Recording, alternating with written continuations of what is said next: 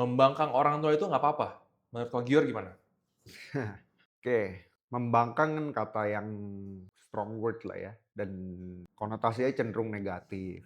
Eee, gue cuman percaya gini, kita itu harus menghormati orang tua, gitu ya. Tapi apakah menghormati orang tua artinya nurut sama semua kata-kata orang tua? Ya enggak juga. Orang tua kita tetap manusia juga. Ya orang tua kita tetap ada nggak taunya, ada lemahnya gitu kan ya. Jadi ada hal-hal yang ya kita perlu nurut, ada hal-hal yang ya udah kita iyain aja nggak usah diributin, tapi ya kita tinggal kita lakukan yang menurut kita apa gitu loh. Tapi all in all, gue setuju orang tua kita itu pasti maunya yang terbaik buat kita gitu loh ya. Tapi yang terbaik buat kita itu belum tentu yang paling pas buat kita. Karena kadang-kadang mereka maunya adalah kita aman. Ya sebenarnya kalau mau ditanya kenapa aman ya, karena biar aman buat mereka juga sih gitu kan. Karena mereka tanggung jawabnya adalah membuat kita aman ya kan. Nah tapi ada di satu titik ya kan kita punya kehidupan kita sendiri, kita yang lebih ngerti karir kita yang lebih ngerti keluarga kita. Misalnya kita nanti sudah berkeluarga, ya lu harus tetap menghormati tapi bukan berarti nurutin semua kata-kata dari orang tua lu gitu. Jadi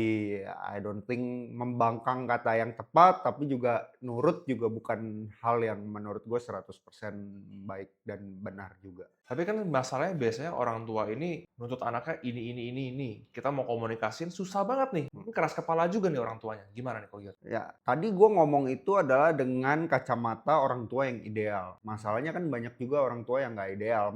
Most of orang tua tidak ideal gitu ya. Ada yang dia punya luka batin juga, dia punya trauma dan kepahitan juga, dia produk dari orang tuanya yang gagal juga gitu ya. Nah, jadi itu akan membentuk mereka punya worldview atau pola pikir atau cara pandang gitu ya. Itu yang harus kita cacah dan pilah-pilah gitu loh. Kalau kita punya worldview yang berbeda ya pasti akan clash terus. Tapi kuncinya tadi tetap kita hormatin. Jadi bentuk dari hormatin gimana? Satu, ya udah nggak usah dijawabin, nggak usah didebatin, ya kan? Kalau lu udah cukup dewasa, juga lu lakukan apa juga dia kagak tahu gitu kan? Nah, tapi kalau lu mau menghormati ada level satunya lagi. Sebelum lu melakukan B yang lu rasa B benar, ya kan? Kalau dia suruh lu lakukan A, ya udah lakukan aja A-nya dulu. Lakukan A sampai dia iya, tenang, selesai, and then lu lakukan B gitu loh. Dan lu tunjukkan kalau sebenarnya B itu lebih benar, B itu lebih tepat gitu. Gue banyak banget punya cerita seperti itu ya gitu loh. Tapi kebanyakan orang yang gue lihat, menurut dia yang benar B, menurut orang tuanya A, udah langsung lakukannya B aja. Enggak, part of menghormati adalah nurut aja dulu, lakukan aja dulu. Tapi setelah itu lu buktikan dengan cara lu. Disitulah pengorbanan. Makanya menghormati itu bukan cuman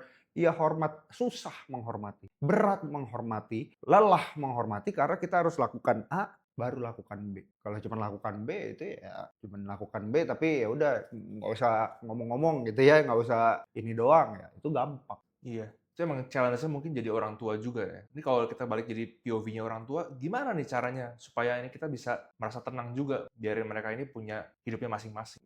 Yang pertama adalah masanya waktu anak itu masih kecil, values apa yang lu kasih ke dia, gitu loh. Contoh ya, bapak gue dari kecil itu pakai baju yang sama warna hitam, dari gue kecil. Sampai satu hari, gue udah mulai muat bajunya dia, gue pakai bajunya dia. Itu values receh sih, gitu ya. Tapi sampai hari ini terjadi loh sama gue, gitu loh. Artinya apa sih? Waktu kita masih anak kita masih kecil, itulah waktunya kita tanamin values. Kalau waktu anak lu kecil kagak lu tanamin values, lu kagak pernah ada, kagak pernah ngobrol, kagak pernah memasukkan value-value atau value-value-nya yang nggak lu intentionally ajar gitu ya. Ya no wonder waktu gedenya nggak sesuai dengan apa yang lu pikirkan karena anak ini ya kita program kok. Pertanyaannya begini, dia sekolah berapa jam? Dia sekolah 8 jam, yang program dia siapa lebih banyak? Lu atau gurunya? Gitu loh. Lu kenal gurunya siapa? Harusnya yang mendidik anak kita itu kita, bukan guru. Nah, inilah kesalahannya konsep sekolah. Sekolah jadi tempat penitipan anak, lalu jadi tempat ya udah lu cuci otak anak gua gitu loh. Di dalam rumah gua anak gua sekolah sih, iya. Tapi I am the one yang educate my kid. Gua yang ajarin dia ini. Anak gua umur 4 tahun. Ya, keluarga kita hobinya hug orang, kiss orang. And then umur 4 tahun gue bilang, "Chloe, today we're going to learn about boundaries." Apa itu daddy boundaries? Nah, boundaries. Contoh, yang boleh kiss Chloe siapa? Strangers boleh nggak? nggak boleh. Nah, ngerti nggak? Itu gua yang ngajarin. Itu gua nggak tunggu nanti ada sex education dari sekolah baru ajarin dia. No, I'm the first one yang ajarin dia tentang boundaries. Jadi kalau Kungkung boleh nggak kiss Lowi? Uncle boleh nggak kiss Lowi? Jadi semua hal itu gua yang educate, bukan sekolah yang educate. Nah, kalau gua yang educate duluan, nanti dia bisa bilang waktu di sekolah ajarinnya beda. Contohnya, ya, dia akan bilang, Dedi bilang nggak kayak begitu, gitu loh. Kata Dedi begini. Nah, kebanyakan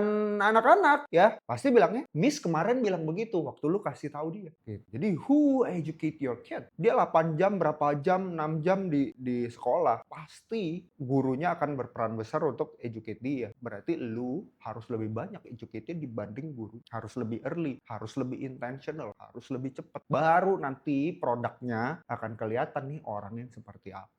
Tapi masalahnya nggak banyak anak yang punya privilege bokapnya seperti itu gitu kan. Mungkin dia juga sibuk, nggak ada waktu. Dia sekarang merasa, aduh bokap gue gini amat sih, jadi kepahitan sendiri gitu. Menurut lu gimana ngadepin? Ya, you always have time and you always have priorities. Sibuk itu semua orang bisa ngomong sibuk kok, gitu ya. Sibuk ngegedein anak juga sibuk. Masalahnya lu punya prioritasnya gimana, gitu loh. I'm very busy juga, gitu loh. Tapi I always make time. Sebelum anak gue tidur, gue nyamperin sebisa mungkin. 1 minggu mungkin nggak bisa 7 hari gitu loh. Tapi 3-4 hari pasti ada gue yang tidurin. Sebelum tidur gue ngapain? I educate my kid. Bentuknya mungkin cuma setengah jam bacain dia buku gitu loh. Tapi di dalam gue bacain dia buku, emang gue cuma baca ini doang? Enggak, gue baca dan gue pikir dong, gimana caranya gue bisa masukkan value yang gue mau ke anak gue. So it's a programming skill, itu bener-bener kayak ChatGPT. Lu ngomong itu terus ke dia, lama-lama dia jadi kayak begitu gitu loh. Nah pertanyaannya, lu mau nggak intentionally melakukan itu? Banyakan orang alasannya sibuk. Ya udah, lu sibuk sekarang, no wonder nanti anak lu jadi apa? Ujung-ujungnya lu urusin anak lu juga kok. Iya gak sih? Iya. Jadi urgent and important gitu loh. Tiba-tiba dia udah narkoboy, tiba-tiba dia udah apa gitu kan. Ya mendingan lu cicil sibuknya dari sekarang daripada nanti lu harus stop everything and then ngurus anak lu di penjara. Iya, iya. Cuma kebanyakan kan ya gitu, anaknya udah keburu hancur dulu mungkin kan sekarang kan. Maksudnya mereka tuh oke nggak hancur deh, cuman mereka jadi kayak berasa, oh orang tua gue juga nggak bisa ngajarin gue juga, mereka jadi kepahitan sendiri. Terus mereka gimana nih anaknya? Ya. Tapi ada yang lucu memang, gue melihat kalau di remaja gitu ya. Biasanya anak itu gak denger orang tuanya. Dia akan denger orang tua orang lain. Tapi orang itu punya anak juga gak denger dia. Itu semua terjadi, tau gak karena apa? Menurut gue ya, ini kembali lagi gue juga belum ada di level itu ya. Tapi menurut gue fenomena itu terjadi karena mulut sama tindakan gak sama. Jadi dia, ya lu ngomong doang. Ya gak?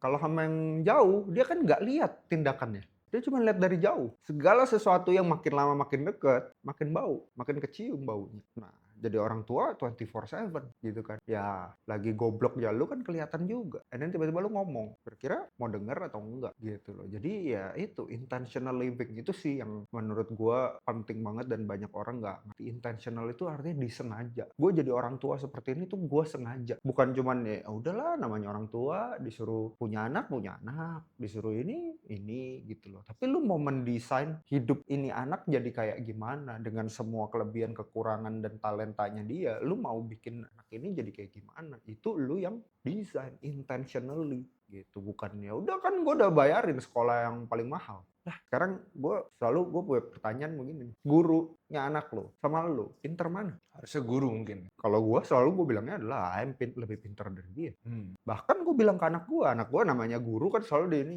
gitu kan. Jadi dari kecil dia masuk sekolah, gue udah tanemin gue lebih pinter daripada gurunya. Jadi gue tanya sama dia, gurunya Lowi lebih pinter atau Dedi? Awal-awal bilangnya guru Lowi. Gitu loh. Habisnya, oh enggak, definitely Dedi lu lebih pinter daripada guru lu. Itu aja gua iniin terus. Lah realitanya kalau dia pinter, dia sorry tuh saya nggak jadi guru doang gitu. Sorry to say, bukan merendahkan ini ya, gitu loh. Jadi gue selalu bilang ya, Dedi lu lebih pinter dari guru lu. Oke lah, ini kan masih TK gitu ya.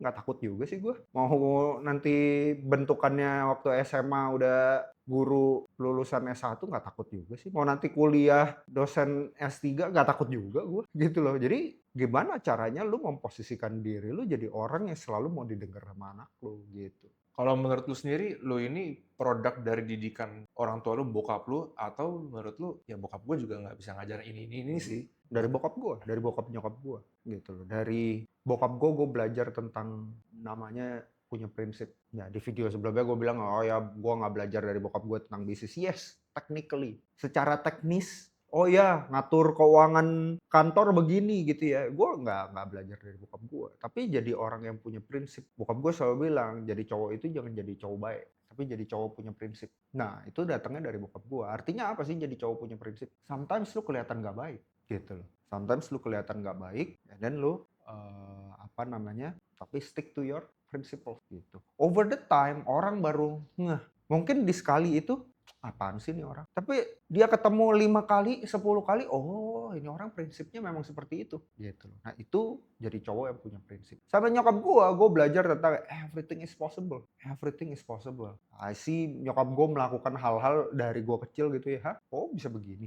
Oh, bisa begitu. Oh, begini. Jadi kalau lihat gua orangnya cerdik, lihai, ya itu dari nyokap gue. Kalau berprinsip, tulus, itu dari bokap gue. Itu gue lihat dengan mata kepala gue sendiri. Nah, gue ini adalah embodiment dari dua unsur itu. Gimana caranya jadi punya orang yang punya prinsip, yang enggak ini, tapi juga lihai, apa aja bisa, gitu loh. Nah, setelah itu baru di atas struktur atau fondasi yang dibikin sama bokap nyokap gue ini, gue bangun my technical skill. Sosial media lah, bisnis lah, strategi lah, public speaking lah, konten lah. Itu obviously bukan mereka yang ngajarin. Tapi on top of it. Nah, kita jadi orang tua, kita harus pikir itu juga. Secara teknis mungkin kita akan selalu kalah nanti sama anak kita. Tapi fondasinya itu, secara filosofis, itu kita yang buat atau bukan. Kalau ini yang buat adalah media, mati nggak loh? Influencer, no wonder ya anak-anak zaman sekarang kesusupan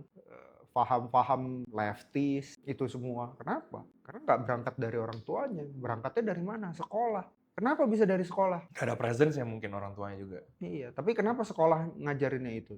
You know, karena industri sekolah yang bayarin adalah orang-orang itu. That's why dari kecil lu belajar tentang global warming. Come on man, itu tuh dari kecil kita diprogram dunia ini udah mau punah global warming. Kenapa? Ya yang bayarin sekolah, yang bikin kurikulum, yang ini semuanya adalah orang-orang kiri gitu. Ya, jadi itu yang menurut gua lu harus punya influence lebih besar buat anak lu. Dan jangan menimbulkan kepahitan makanya gitu. Kalau menimbulkan kepahitan lama-lama dia nggak mau denger lu.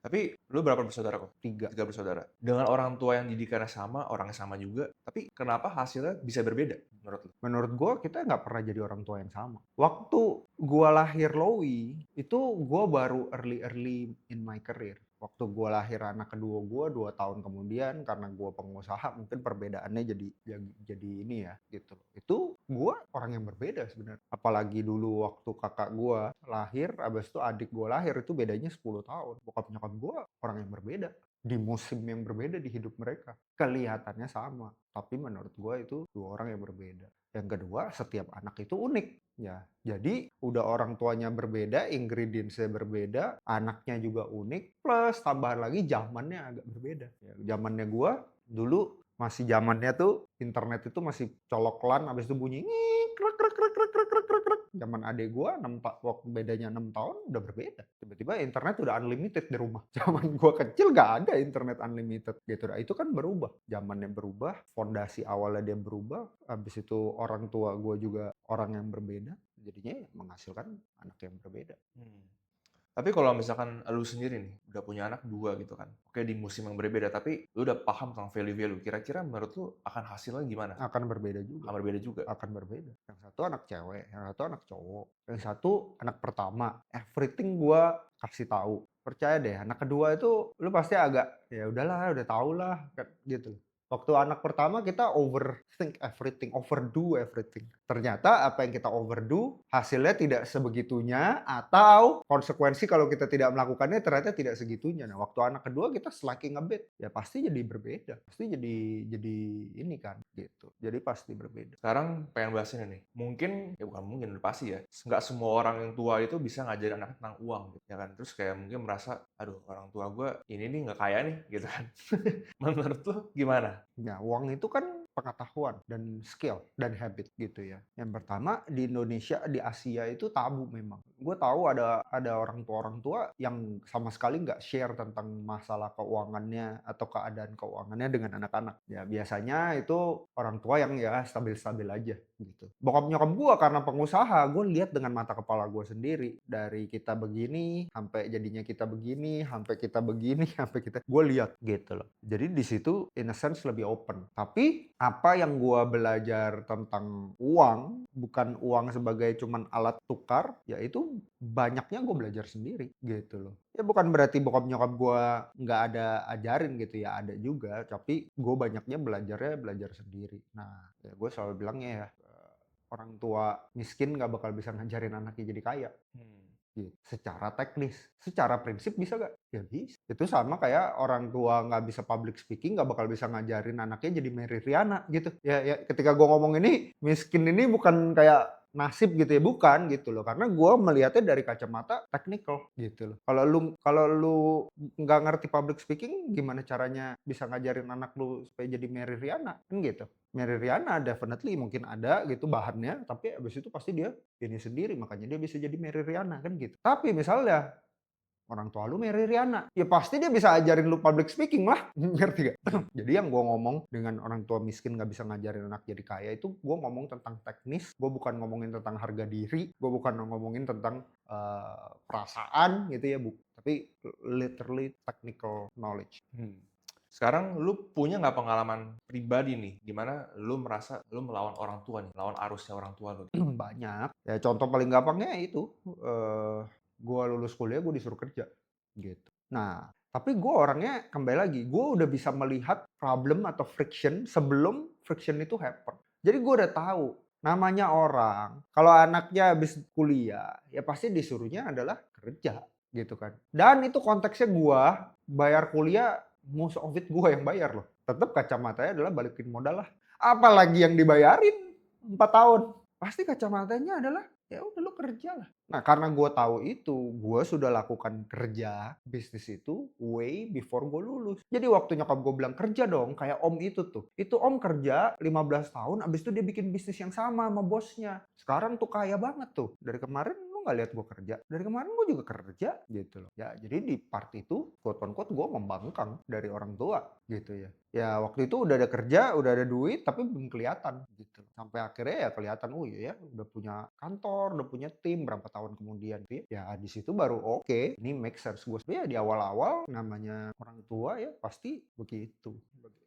Oke, lu sekarang udah bisa kasih POV sebagai orang tua dan sebagai anak nih. Mm-mm. Kira-kira buat yang nonton, apa nih pesannya buat dua POV itu? Yang pertama, jadilah orang tua yang utuh. Nggak ada lagi kepahitan, trauma yang membuat cara lu mendidik anak lu secara lu tidak sadar itu jadi salah. Karena hurt people, hurt orang yang terluka itu melukai orang lain. Jadi gue ngeliat banget, banyak banget orang tua yang sebenarnya luka.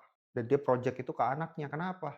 Kalau project itu ke bos di kantor gak bisa lawan. Di rumah kan ada anak. Gue ngomong A, ternyata dia harus A ya. Yang kedua, luka gimana?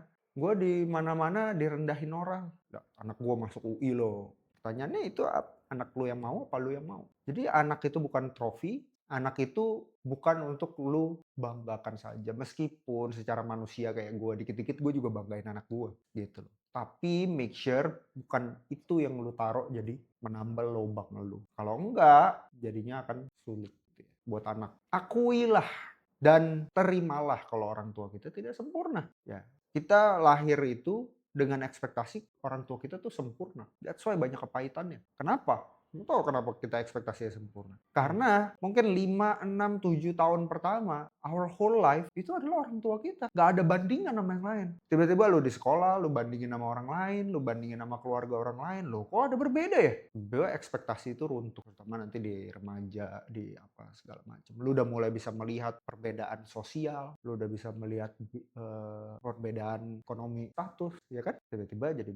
berubah gitu loh. Jadi buat anak-anak nggak ada untungnya lo benci sama orang tua lo. Itu cuman bikin rantai itu tidak putus. Karena orang tua lo juga produk dari orang tuanya. Orang tuanya produk dari orang tuanya. Ya, jadi kalau lo belum punya orang tua yang seperti lo inginkan, ampunin, selesain rantainya. Supaya nanti kalau punya anak, lo nggak jadi orang tua yang kayak gitu. Jadi gue selalu bilang ya, kalau lu nggak dapet orang tua yang ideal, jadilah orang tua yang ideal. Nggak bisa jadi orang tua ideal dengan kacamata, gue buktiin ya. Nggak bisa. Banyak kayak gitu kan. Gue buktiin ya. Nanti anak gue akan didik dengan, lu harus ampunin, selesai.